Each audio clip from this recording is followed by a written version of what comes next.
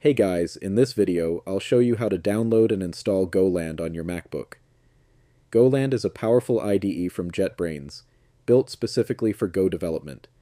It offers smart code assistance, advanced debugging tools, and deep integration with the Go ecosystem, making Go development faster and more efficient. Alright, let's get started. First, open any web browser. I'm using Brave, but Safari, Chrome, or Firefox will work just fine. In the search bar, type Download GoLand, then press Enter. From the results, click on the official JetBrains website. I've also added the direct download link in the video description. Once you're on the GoLand download page, choose the correct version for your Mac, Apple Silicon or Intel. If you're not sure which one you have, click the Apple menu in the top left corner and select About this Mac.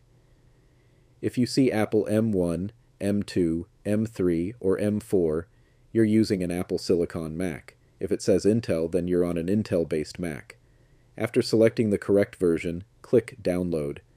Save the installer to your Downloads folder. The download time may vary depending on your internet speed.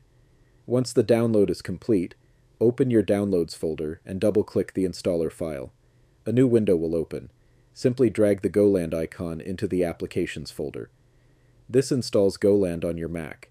When it's done, you can close the window and delete the installer file to free up space.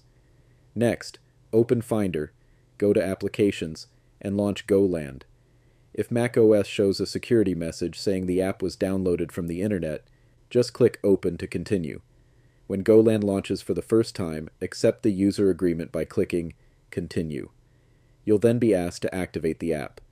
If you already have a license or subscription, choose Activate Code and enter your details. Otherwise, select Start Free Trial to begin using GoLand for free. And that's it. GoLand is now installed on your Mac, and you're ready to start coding in Go. If this video helped you, don't forget to like, subscribe, and turn on notifications for more tech tutorials.